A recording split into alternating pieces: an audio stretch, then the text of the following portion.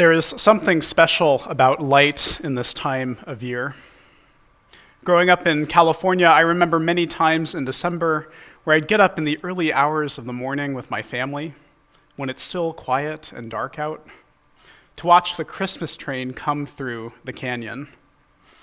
The Christmas train is legendary in Fremont. I'm not sure if you've heard of it. You should have by now. It's a train of several old train cars covered from roof to wheels in lights and flashing displays. And each year we'd bring thermoses of hot chocolate with us and park somewhere overlooking the train tracks in eager anticipation for the burst of light and color that is just around the bend. Vibrant reds, greens, and blues pierced the twilight, and every year the train seemed to get more and more beautiful. My brother Ryan and I would be struck with awe each year, our mouths wide open in wonder. And this seemed to be an annual rhythm and tradition we began to expect and anticipate each year. It became a sort of season of light for me and my family each December. It's no kidding that so many of us find comfort in lights during the long, gloomy nights of this season. And in addition to train cars, we see lights everywhere, ornamenting houses, hedges, storefronts, and lawns with beads of glowing light.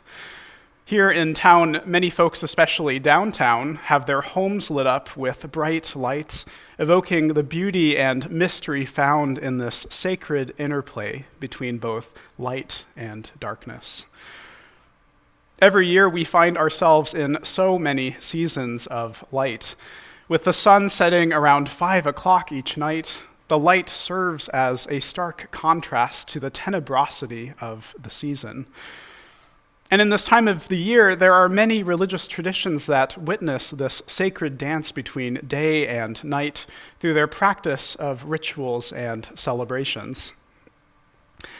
For African American and Black families, the day after Christmas through January 1st marks the celebration of Kwanzaa. Kwanzaa originated in 1966 with the work of Dr. Maulana Karenga, professor and chairman of Black Studies at California State University, Long Beach. Karenga wanted to find a way to bring together the Black community through celebrating the gifts of African culture and their rich meanings for people of African descent today. The name Kwanzaa itself is derived from a Swahili phrase, Matunda ya Kwanzaa, which means first fruits, named in honor of harvest celebrations. While Kwanzaa is a cultural holiday and not explicitly a religious one, it is still a celebration marked by lighting a kinara, a candle holder with 7 different red, green, and black candles to mark seven different principles. And holding commonalities with our own 7 principles as Unitarian Universalists, the 7 principles of Kwanzaa are unity, self-determination, collective work and responsibility, cooperative economics, purpose, creativity, and faith. Kwanzaa points to the hope found in the struggle for liberation for Black Americans, and it's a celebration of the endurance of African tradition, culture, and heritage, despite centuries of slavery, racism, prejudice, and oppression. For Jewish people this year, the nights of November 28th through December 6th marked the celebration of Hanukkah, also called the Festival of Lights. In Hebrew, the word Hanukkah means dedication, and it's an 8-day celebration that commemorates the rededication of the Second Temple in Jerusalem after its defilement by invaders. From the Talmud, the practice of lighting oil lamps comes from a miracle of the oil in the temple.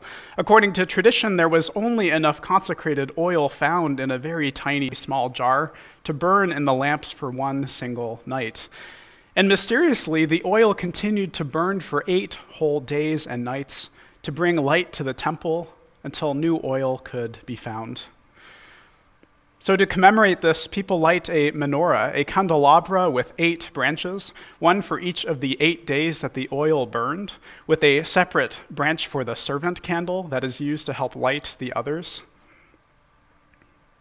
And for Christians, we are at the end of the season of Advent. Today, Christians in churches and homes light all 4 candles on the Advent wreath.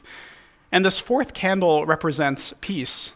And as you light one for each Sunday as Advent progresses, all 4 candles on the wreath are lit to symbolize hope, love, joy, and peace.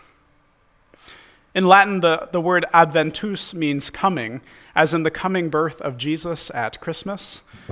And Advent itself is a period of spiritual preparation and expectation.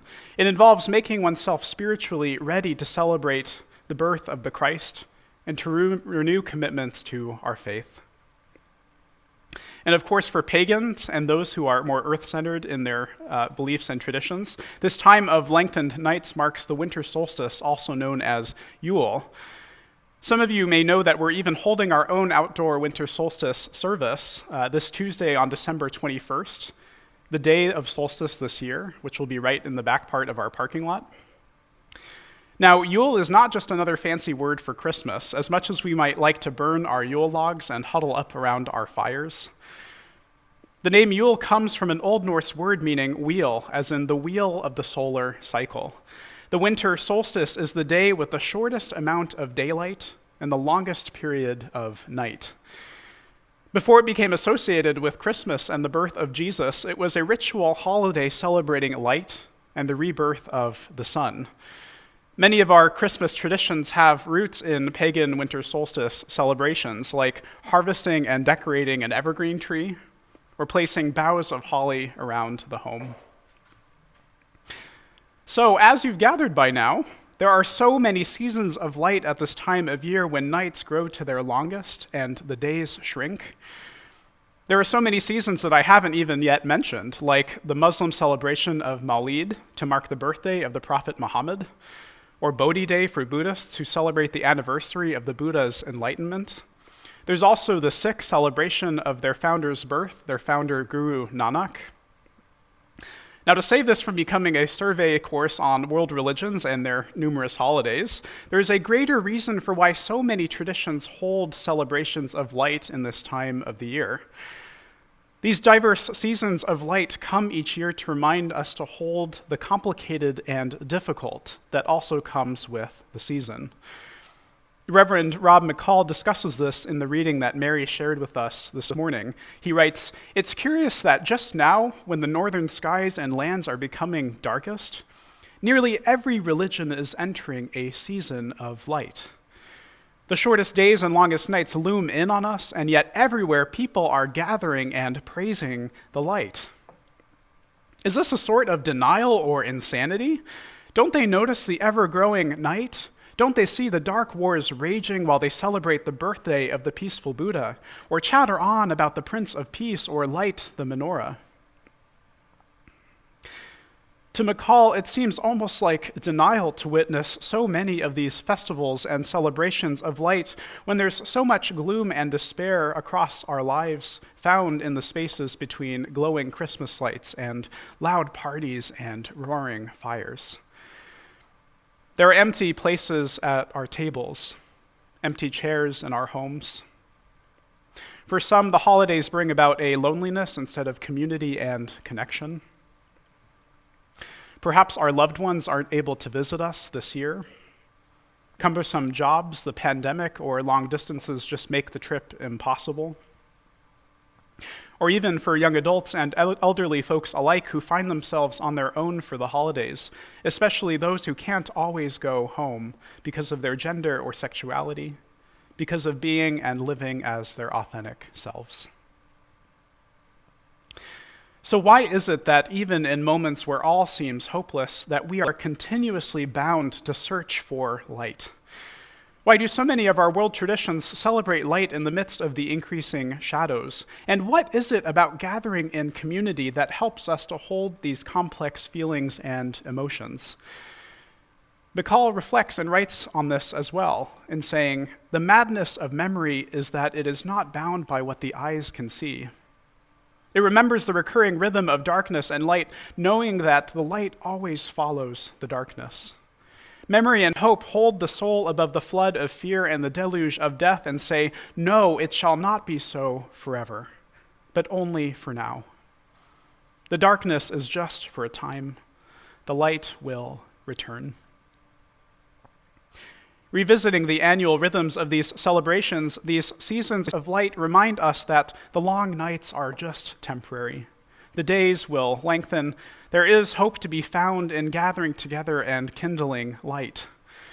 It's why my family and I look forward to the Christmas train coming through the canyon each year.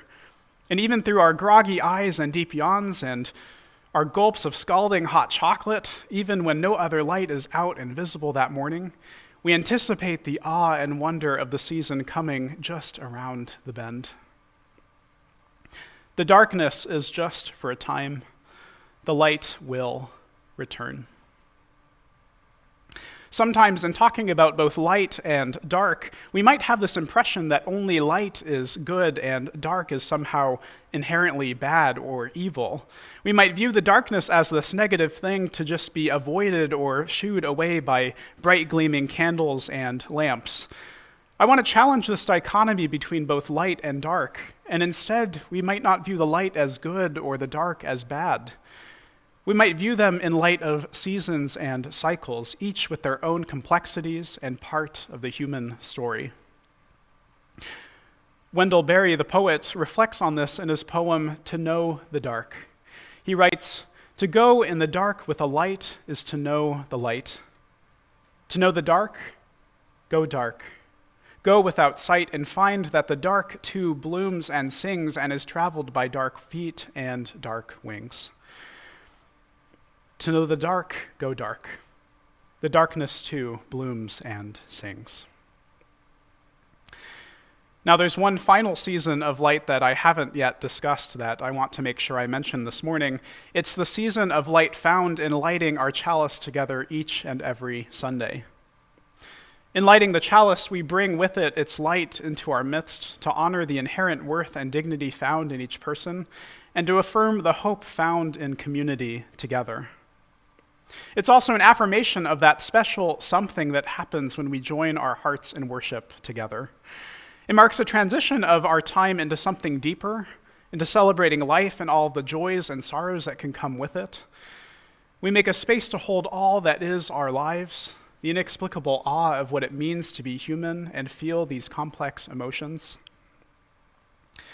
Our flaming chalice reminds us, like many of these festivals and celebrations, that there is so much hope found in being together.